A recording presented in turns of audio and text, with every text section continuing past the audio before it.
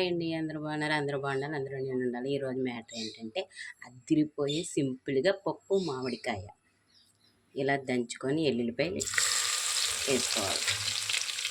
దంచుకొని ఎల్లుల్లిపాయలు వేసుకున్నాక కొంచెం వేగాక మంచి వాసన వస్తుంది. వాసన వచ్చేటప్పుడు ఎండుమిరపకాయలు, పచ్చిమిరపకాయలు, కరివేపాకు అలా బాగా వేసుకోవాలి. అవి వేగుతుంటుండగా ఇలా ఆవాలు, జీలకర్ర ఇలా వేసుకొని ఇవి కూడా ఎర్రగా వేసుకోవాలి. వేపేటప్పుడే ఇందులో సింపుల్గా అయిపోద్ది పప్పు మామిడికాయ. వేపేటప్పుడే కొంచెం పసుపు కారం, తాలింపులోనే పసుపు కారం కూడా వేస్తాను.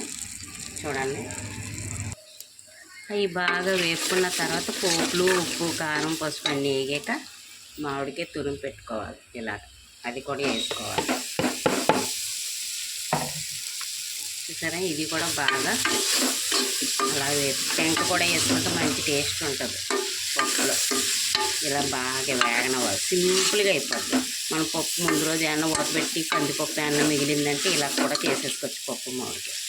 చాలా సింపుల్గా అయిపోద్ది. ఇలా బాగా వేగాలి. చూసారా, నూనె బాగా తేలింది. ఇదిగో అలా నూనె తేలాలన్నమాట. నూనె తేలితే అప్పుడు బాగా మగ్గినట్లు లెక్క మామిడికాయ. ఇలా మగ్గినట్లు లెక్క. అలా బాగా మగ్గాక నూనె తేలాక ఈ పప్పు వేసేయాలి.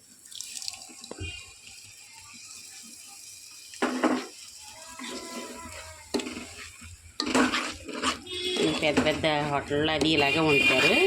మంచి టేస్ట్గా ఉంటుంది. తినడానికి కూడా బాగుంటుంది. మామిడికాయ తురిమి వేసాను కాబట్టి దాని ముక్కలు కూడా ఏరి పని ఉండదు. అలా కలిసిపోతుంది చక్కగా. ఒక్క నిమిషం ఉడకనిస్తే సరిపోతుంది. అంతేనండి, గుమ్మగుమ్మలాడే పప్పు మామిడికాయ రెడీ.